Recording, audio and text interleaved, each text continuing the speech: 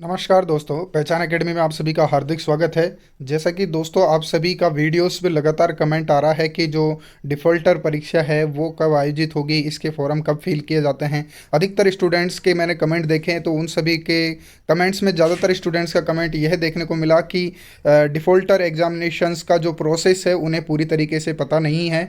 वो कन्फ्यूज़न में है इस चीज़ को लेकर कि डिफ़ॉल्टर एग्जामिनेशंस के जो फॉर्म फिल किए जाते हैं वो कब किए जाते हैं और इसके अलावा इसकी क्या क्या डेट्स रहती हैं, क्या फीस रहती है, क्या प्रोसेस रहता है, वो सभी चीज़ों की जानकारी हम इस वीडियो में आपको देंगे। और दोस्तों यदि आप वीएमओयू से कुछ डिग्री कोर्सेज कर रहे हैं या किसी भी ओपन यूनिवर्सिटी के साथ साथ में किसी भी कॉलेज से अपनी डिग्री को कंप्लीट कर रहे हैं तो इस प्रकार की उन कॉलेज से संबंधित जानकारियों के लिए आप हमारे चैनल को सब्सक्राइब कर सकते हैं पूर्ण रूप से विश्वास के साथ में, क्योंकि हम यहाँ हमारे चैनल के माध्यम से आपको सटीक और बिल्कुल एकदम प्रूफ के साथ में आपको सारी जानकारी अवेलेबल कराएंगे।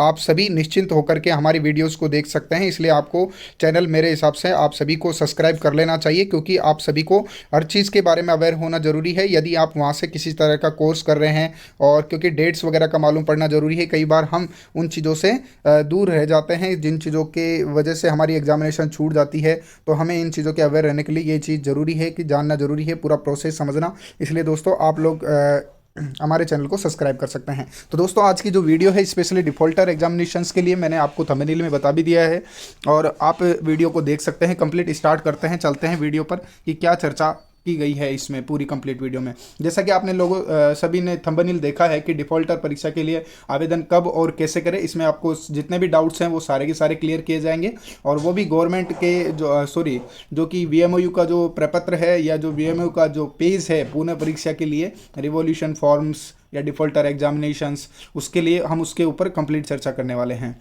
ठीक है, स्टार्ट करते हैं दोस्तों।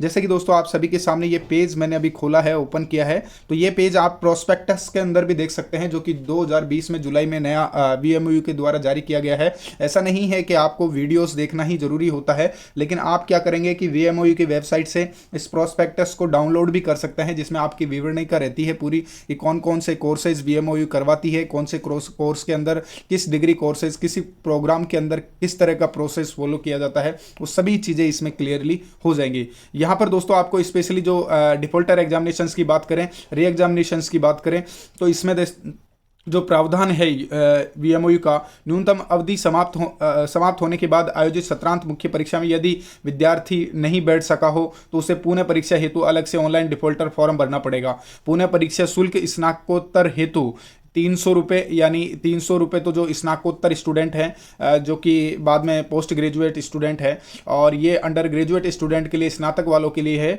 200 रुपये फीस। जैसे आपका फर्स्ट ईयर में या सेकेंड ईयर में कोई पेपर है जो बैक रह रहा है या वो एनसी दिखा रहा है, नॉट क्लियर दिखा रहा है, तो उसके लिए आपकी फ़ीस लगेगी 200 रुपये। और जो कि पीजी कोर्सेज या पीजी प्रोग्राम से रिलेटेड स्टूडेंट्स हैं उनके लिए 300 रुपये आपकी री एग्जामिनेशन चार्ज रखा गया है। ठीक है, शुल्क परिवर्तन का अधिकार है जो विश्वविद्यालय के पास है और अंतिम तिथि से पूर्व निम्न तालिका के अनुसार आप ऑनलाइन आवेदन कर सकते हैं। ऑफलाइन परीक्षा आवेदन पत्र किसी भी परिस्थिति में स्वीकार नहीं किए जाते हैं, यह आप सभी को मालूम भी होगा।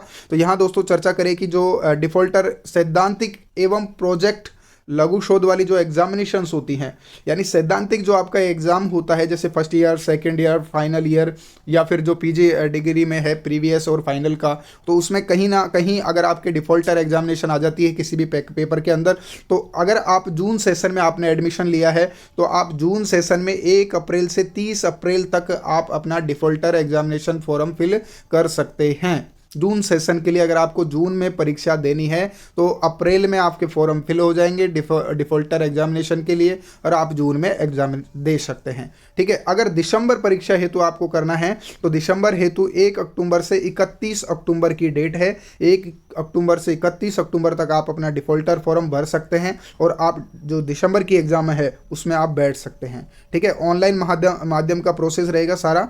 और इसके अलावा जो प्रैक्टिकली जो डिफ़ॉल्टर रह जाते हैं स्टूडेंट, जिनके प्रैक्टिकल में या कैंपस में शिविर में वो संपर्क शिविर में नहीं जा पाते हैं, तो उनके लिए भी डेट है 1 अप्रैल से 15 अप्रैल फॉर्म फिल करने की जून सेशन वालों के लिए, और 1 अक्टूबर से 15 अक्टूबर दिसंबर सेशन वालों के लिए। तो दोस्तों ये तो रहा एक डिफ़ॉल्टर प्रोसेस का जो डेट्स को रिगार्डिंग है। इसके अलावा दोस्तों आपके दिमाग में ये कन्फ्यूजन रहता है कि जैसे मेरा आपका एडमिशन है जो जून सेशन के अंदर है मान लेते हैं, और आप जून सेशन में आप फॉर्म फिल करना भूल गए हैं कि डिफ़ॉल्टर का आपने इस बार फॉर्म भी फिल नहीं किया, तो आप क्या दिसंबर के सेशन में फॉर्म फिल कर सकते हैं डिफ़ॉल्टर का? तो बिल्कुल दोस्तों, हाँ, आप डिफ़ॉल्टर के लिए दिसंबर में भी आवेदन कर सकते हैं। उसकी डेट्स का आपको ध्यान रखना है। 1 अक्टूबर से 31 अक्टूबर के बीच में आप दिसंबर की एग्ज़ाम, आप चाहे आपने जून से सत्र के अंदर एडमिशन लिया है, लेकिन आप दिसंबर सत्र में आपका डिफ़ॉल्टर एग्जामिनेशन आप बिल्कुल दे सकते हैं। 6 महीने के अंतराल में भी आप एग्जामिनेशन दे सकते हैं। ऐसा ही प्रैक्टिकल एग्जाम के लिए प्रोसेस है। ऐसा कोई नहीं है कि आप जून वाले हैं तो आपको जून के लिए ही आप है जो डिफ़ॉल्टर में बैठेंगे 1 साल बाद में, ऐसा नहीं है। आप 6 महीने के अंतराल में अपने डिफ़ॉल्टर पेपर से उन्हें क्लियर कर सकते हैं। ऐसा कोई दिक्कत वाली बात नहीं है। ये पूरी तरह से यूनिवर्सिटी के द्वारा साफ किया गया है।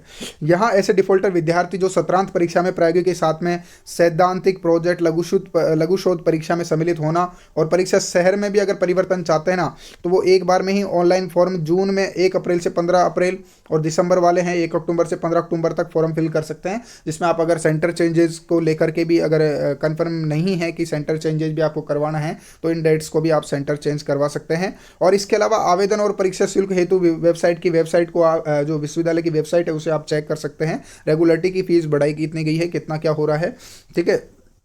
और दोस्तों, यदि विद्यार्थी ने नियम स्वीकृत 2 पाठ्यक्रमों में प्रवेश ले रखा है और परीक्षा समय सारणी में छात्र के दोनों पाठ्यक्रमों के प्रश्न पत्र एक ही दिनांक और समय पर हो जाएं, तो छात्र के पास दोनों में से एक ही पाठ्य परीक्षा का देने का विकल्प होगा। दूसरे पाठ्यक्रम को उत्तीर्ण करने हेतु उसे अगली परीक्षा के लिए पुनः आवेदन करना होगा तथा निःशुल्क परीक्षा फॉर्म भी जमा करना होगा।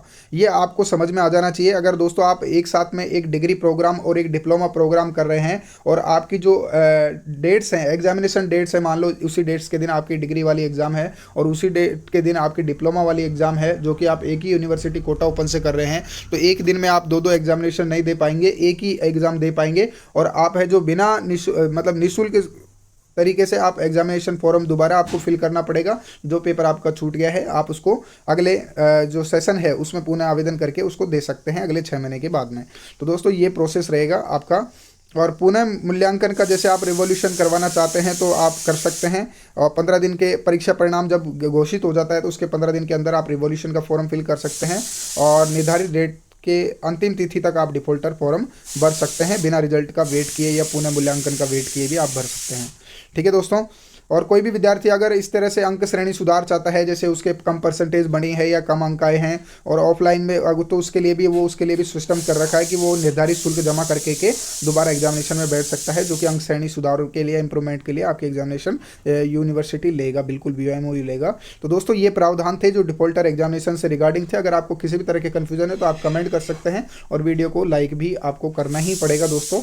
और मैं आपको पूरी तरह से हेल्पफुल आपके लिए साबित रहेगा हमारा जो पहचान एकेडमी चैनल है। आप इस सभी के साथ में हैं, स्टूडेंट्स के साथ में, जो स्टूडेंट कन्फ्यूजन्स के में रहते हैं कि यार हमने BOMOU में एडमिशन लिया है, क्या मामला चल रहा है, किस तरह से लेट प्रावधान हो रहे हैं, तो उन सभी चीज़ों का संशोधन आपको बिल्कुल समय अनुसार मैं आपको अपडेट देता रहूँगा। तो मिलते हैं नेक्स्ट वीडियो में। जब तक के लिए आप हमारे चैनल को सब्सक्राइब करके रखें। नमस्कार।